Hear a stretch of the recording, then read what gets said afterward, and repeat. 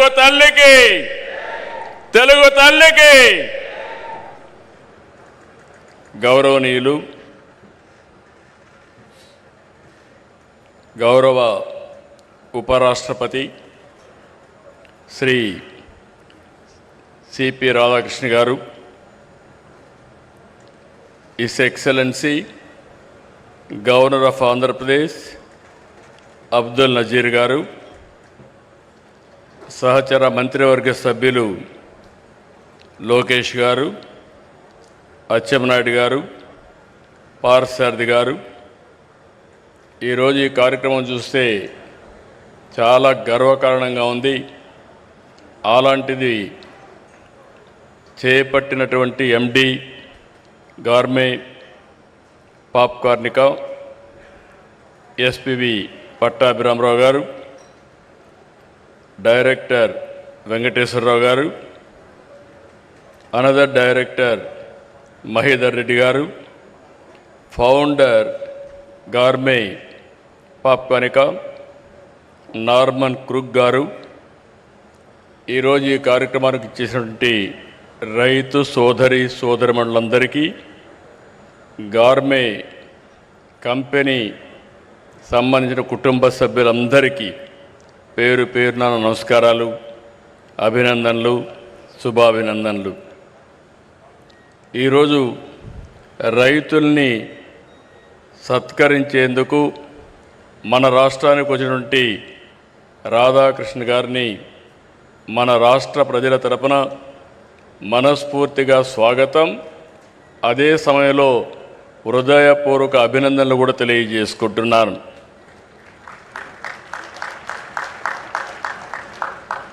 ఈరోజు ఉపరాష్ట్రపతి గారు రైతులపై నుండే ప్రేమ, అభిమానంతో ఈ కార్యక్రమానికి వచ్చారు.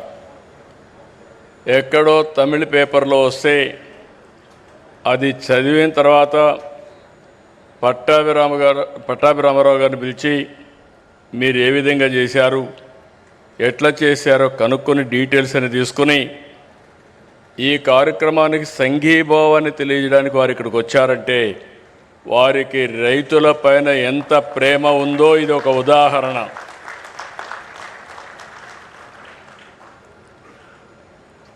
ఈరోజు ఫస్ట్ టైం దేశంలో తొలి non GMO popcorn maize hybrid విత్తనం ఇక్కడ ఆవిష్కరించడం, రైతుల్ని సన్మానించడం నాకెంతో సంతోషంగా ఉంది.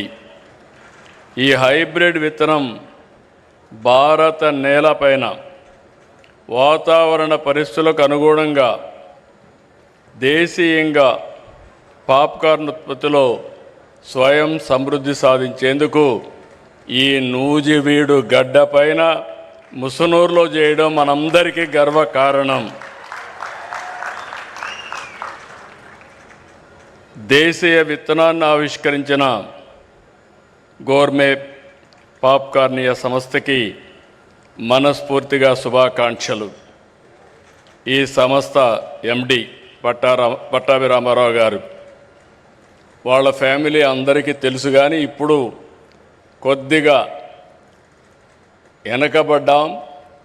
ఆ ఫ్యామిలీ ఈస్ట్ గోదావరి జిల్లాలో ఎస్పిబి పట్టాభిరామరావు గారు ఆ రోజు కేంద్రంలో మంత్రిగా ఉండడం, వీళ్ళ చిన్న తాత సత్యనారాయణ గారు మళ్ళీ ఎన్డీఏలో వాజ్పేయి గవర్నమెంట్లో మంత్రిగా పనిచేయడం, అదే మరి వాళ్ళు ఎప్పుడో షుగర్ ఫ్యాక్టరీ పెట్టి రైతుల్ని ఏ విధంగా ఆదుకోవాలని ఆదుకున్న చరిత్ర. అలాంటి వ్యక్తి ఈరోజు మళ్ళీ ఒక మంచి సంస్థకు శ్రీకారం చుట్టాడు. ఈరోజు మీరు ఒకసారి చూసి 2014లో ప్రారంభించారు. ఎగ్జాక్ట్గా 11 సంవత్సరాలు. ఈరోజు అతి పెద్ద పాప్కార్న్ మ్యాజ్ ఉత్పత్తిదారులుగా ఈరోజు తయారైందంటే మనస్ఫూర్తిగా ఆ యొక్క ఫ్యామిలీ జీన్స్లో ఉంది, లెగసీలో ఉంది, ఆంటర్ప్రైజింగ్ స్కిల్స్ ఉన్నాయి. ఒక బ్రహ్మాండమైన ప్రాజెక్ట్ని స్టార్ట్ చేసి చాలా తొందరలో షార్ట్ టైంలో దాన్ని సక్సెస్ చేశాడు. దీన్ని ఎప్పుడూ నేను అంటూ ఉంటాను, మామూలుగా ఆలోచిస్తే మామూలు జీవితాలే గడుపుతాం. ప్రతి ఒక్క పని కూడా వినూత్నంగా చేయాలి, ఇన్నోవేటివ్గా చేయాలి, అప్పుడే సాధ్యమవుతుంది. దానికి ఇది ఒక ఉదాహరణ. దేశంలో 17,500 మంది రైతులతో దాదాపు 40,000 ఎకరాల్లో వేశారు. 11 సంవత్సరాల్లో 8 రాష్ట్రాలకు వెళ్ళారు. ఇది మామూలు చిన్న విషయం కాదు. ఇక్కడుండే ప్లాంట్ మీరు చూస్తే 29 టన్నుల సామర్థ్యంతో ఏషియాలోనే అతి పెద్ద పాప్కార్న్ ప్రాసెసింగ్ కేంద్రం ఇక్కడ ఏర్పాటు చేశారంటే అది వారి యొక్క ఆలోచన విధానం, వారు చేసినటువంటి ఒక ఇన్నోవేషన్. ఈరోజు ఇక్కడ చేసింది దేశంలో 3,400 సినిమా థియేటర్లో సరఫరా చేస్తున్నారు. 11 సంవత్సరాల్లో 69% వాటా సాధించారు. రేపు రాబోయే రోజుల్లో 70-80% వెళ్తారు. నాకు అనుమానం లేదు. పాప్కార్న్ అంటానే గుర్తొచ్చేది ఈ ముసునూరు గుర్తొస్తుందని మరొక్కసారి మీ అందరికీ విజ్ఞప్తి చేస్తున్నా. ఇక్కడ చూస్తే యాంత్రీకరణ, విత్తనాలు, సాగులో సాంకేతికత, కొనుగోలు ధరలు నిర్ణయించడం, నేరుగా వాట్సాప్ గ్రూపులు పెట్టి, బ్యాంక్ అకౌంట్లు పెట్టి నేరుగా రైతులకు బ్యాంకుల్లో డబ్బులు వేయడం.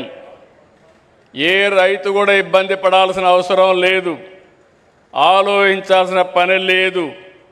ఒక్కసారి ఈ కంపెనీతో కానీ ఎంఓయూ చేసుకుంటే ఇంకా తిరుగు ఉండదని మరొక్కసారి మీ అందరికీ విజ్ఞప్తి చేస్తున్నా. అది ఈ కంపెనీ యొక్క విశిష్టత.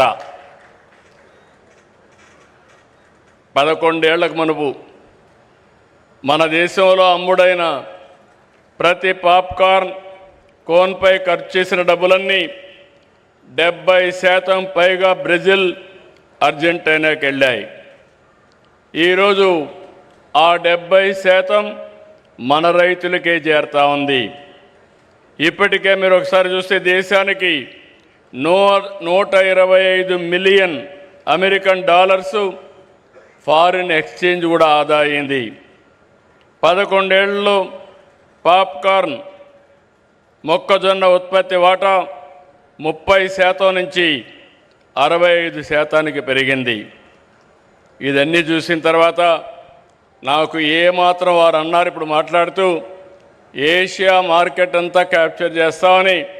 ఏషియా మార్కెట్ కాదు, ప్రపంచంలో అన్ని దేశాలకి ఇక్కడ తయారు చేసిన పాప్కార్న్ పంపించే బాధ్యత మీది. మీరు అనుకుంటే 11 ఏళ్ళు చేశారు, ఇంకొక 10-15 ఏళ్లలో గ్లోబల్ మార్కెట్ అన్ని కంట్రీస్ కూడా క్యాప్చర్ చేసే పరిస్థితి వచ్చింది. ఇప్పుడే ఉపరాష్ట్రపతి గారు అంటున్నారు, మంచి ఆలోచన, నేను కూడా మాట్లాడతాను రైల్వే మినిస్టర్తో. ఇక్కడ ఉత్పత్తి చేసిన పాప్కార్న్ని అదే సమయంలో అరకు కాఫీని ఎక్కడ రైల్వే స్టేషన్లు అన్నీ పెడితే ఆంధ్ర పాప్కార్న్, అరకు కాఫీ తాగే పరిస్థితి వస్తుందని చెప్పి కూడా నేను మీకు తెలియజేస్తున్నా. వికసిత్ భారత్ ఈరోజు మనందరం కూడా ఆలోచిస్తున్నాం. ఈరోజు మీరు ఇక్కడ చూస్తే అరకు కాఫీ కానీ, ఇక్కడ పాప్కార్న్ కానీ, కొండవీటి బొమ్మలు కూడా మీరు చూశారు, ఎద్దల బండి కూడా, ఇవన్నీ స్వదేశీ. ఇదే మన ప్రధానమంత్రి కోరుకునే విధానం. తప్పకుండా స్వదేశీ విధానంతో మనం అందరం కూడా స్వయం సమృద్ధి సాధించడమే కాదు, ప్రపంచానికి మనం ఉత్పత్తి చేసిన వస్తువుల్ని ఎగుమతి చేసే రోజు చాలా దగ్గరలో ఉందని చెప్పి కూడా నేను మీకు తెలియజేస్తున్నా. వ్యవసాయంలో అనేక మోడల్స్ రావాలి. ఈ విషయంలో నేను అందరినీ కోరుతున్నా. ఎందుకంటే మీరు ఒకసారి చూస్తే ఎన్డీఏ ప్రభుత్వం అటు కేంద్రంలో ఇటు రాష్ట్రంలో వ్యవసాయాన్ని ఒక జీవనోపాధిగానే చూడడం లేదు. వ్యవసాయాన్ని ఒక ఆర్థిక శక్తిగా, రైతుల్ని ఒక ఆంట్రప్రెన్యూర్గా చూడాలనేది మా విధానం. వ్యవసాయ ఉత్పత్తుల్ని ప్రాసెస్ చేసి విలువ జోడిస్తే ఏ విధంగా ఉంటుందో ఈరోజు ఈ యొక్క ఇండస్ట్రీ ఒక ఉదాహరణ. ఆంధ్రప్రదేశ్ రాష్ట్రంలో అక్వా, అరకు కాఫీ, పామాయిల్, ఇంకొక పక్క మీరు చూసి కోకో, మిరప, మామిడి, టమోటా, పసుపు, మొక్కజొన్న, మీరు వాణిజ్య పంటలు ఏమి తలుసుకున్నా ప్రపంచంలో పండించే వాణిజ్య పంటలు మన రాష్ట్రంలో పండడం మనందరికీ గర్వకారణం అని చెప్పి కూడా నేను మీకు తెలియజేస్తున్నా. అయితే దీనికి ప్రాసెస్ చేసి వాల్యూ యాడ్ చేసి బ్రాండ్ ప్రమోట్ చేసి అంతర్జాతీయ మార్కెట్లు తీసుకుపోతే దాని విలువ అనేక రెట్లు పెరుగుతుంది. అప్పుడే భారత రైతాంగం రాజుగా ఎదిగే పరిస్థితికి వస్తారు.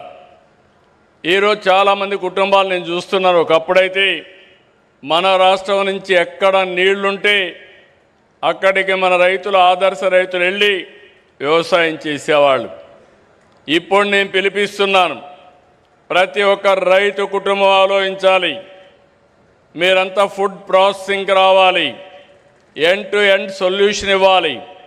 ఈరోజు ఇక్కడ చూస్తే ఈ కంపెనీ చేసింది, ఒకసారి అగ్రిమెంట్ చేసిన తర్వాత మెకనైజేషన్ కానీ, ట్రేసబిలిటీ కానీ, ప్రాసెసింగ్ కానీ, బ్రాండ్ ప్రమోషన్ కానీ చాలా పర్ఫెక్ట్గా చేశారు. ఇది భారతదేశంలో ముఖ్యంగా మన రాష్ట్రంలో ఇది ఎక్కువ రావాలని చెప్పి కోరుకుంటున్నా. నేను ఎక్కువ ఫుడ్ ప్రాసెసింగ్ ఎక్కువ ఇంపార్టెన్స్ ఇస్తున్నాను. ఈరోజు మనమంతా కూడా ప్రపంచానికి అక్వా, ప్రాన్స్ కానీ, చేపలు కానీ, రొయ్యలు కానీ ఇవన్నీ ఎగుమతి చేస్తున్నాం. కానీ 10% మనం ప్రాసెస్ చేస్తున్నాం. ఈ 10% కానీ 50, 60, 70 తీసుకెళ్తే ఉపాధి వస్తుంది, వాల్యూ అడిషన్ వస్తుంది, ఫారిన్ ఎక్స్చేంజ్ కూడా పెరిగే అవకాశం ఉంటుందని చెప్పి కూడా నేను మీకు తెలియజేస్తున్నాను. అందుకే యువతకు పిలిపిస్తున్నాను. ఆంధ్ర అనగానే టెక్నాలజీలో ముందున్నాం. ఒకప్పుడు ఐటీ, ఇప్పుడు ఏఐ. ఆ పరిస్థితిలో ఉన్నప్పుడు మీరు వ్యవసాయ రంగాన్ని జోడించి ఫుడ్ ప్రాసెసింగ్కి వస్తే ఆకాశమే హద్దుగా ఎదిగే పరిస్థితి వస్తుందని చెప్పి కూడా నేను మీకు తెలియజేస్తున్నా. అందుకే ఈ ప్రాజెక్ట్ని చూస్తే ఫార్వర్డ్ బ్యాక్వర్డ్ ఇంటిగ్రేషన్, పొలం నుంచి వినియోగదారుడి వరకు ట్రేసబిలిటీ పెట్టారు. ఎక్కడికక్కడ మూమెంట్ కూడా మానిటర్ చేసే పరిస్థితికి వచ్చారు. ఇలాంటివి చూసినప్పుడు నేను అందుకే మీ అందరికీ ఒకటే విజ్ఞప్తి చేస్తున్నా. ఆంధ్రప్రదేశ్ ఈరోజు నేను చాలాసార్లు చెప్పాను, ఈరోజు టెక్నాలజీ, నాలెడ్జ్ ఉంది, ఇన్స్పైరింగ్ టైంలో ఉన్నాం. నేను 1 ఫ్యామిలీ 1 ఆంట్రప్రెన్యూర్ అన్నాను. అంటే ప్రతి ఒక్క కుటుంబంలో ఒక పారిశ్రామికవేత్త రావాలనేది నా ఉద్దేశం. ఆ పారిశ్రామికవేత్త కూడా ఏదో ఇక్కడ చేయడమే కాదు, మనం పండించిన లేకపోతే మనం ఉత్పత్తి చేసినటువంటి ప్రోడక్ట్ని గ్లోబల్ ప్రోడక్ట్గా చేయాల్సిన అవసరం ఉంది. ఆ దిశగానే ఈరోజు మన వాళ్ళు చేశారు. చాలా సంతోషం. దీనికి మరొక్కసారి మనస్ఫూర్తిగా అభినందిస్తూ ఒక్క విషయం మనం గుర్తుపెట్టుకోవాలి, ఆహారపు అలవాట్లు మారాయి. దానికి అనుగుణంగా పంటలు సాగు కూడా మారాలి. ఒకప్పుడు వరిని పండించేవాళ్ళం, ఇప్పుడు బియ్యం తినే తగ్గించారు. కార్బోహైడ్రేట్స్ తగ్గించి ప్రోటీన్ కానీ, ఫ్రూట్ కానీ ఇలాంటి ఫుడ్కు పోయే పరిస్థితికి వచ్చారు. అందుకే మనం కూడా రాబోయే రోజుల్లో ఇక్కడ చూశాను నేను, ఇప్పుడు వస్తూ ఉంటే చూస్తే నూజివీడు ప్రాంతం అంతా కూడా ఎంత కళకళలాడుతూ ఉందంటే ఎక్కడ చూసినా పామాయిల్, హార్టికల్చర్, అదే మాదిరిగా కోకో, ఇవన్నీ చూసినప్పుడు చాలా ఆనందంగా ఉంది. ఒకప్పుడు మచిలీపట్నం ఏరియాని చూస్తే ఇక్కడ రైతాంగం బాధపడేవాళ్ళు, ఇప్పుడు ఈ ప్రాంతం రైతాంగాన్ని చూసి మచిలీపట్నం కృష్ణా డెల్టా రైతాంగం ఆలోచించే పరిస్థితికి వచ్చిందంటే అది మార్పులో వచ్చిన విధానం. ఆ విషయం మనం గుర్తుపెట్టుకోవాలి. ఈరోజు రాష్ట్రంలో అక్వాకల్చర్ని, హార్టికల్చర్ని, వాణిజ్య పంటలనే పండిస్తున్నాం. ఒకప్పుడు రాయలసీమ కరువు సీమ, ఇప్పుడు రాయలసీమలో సిరులు పండించే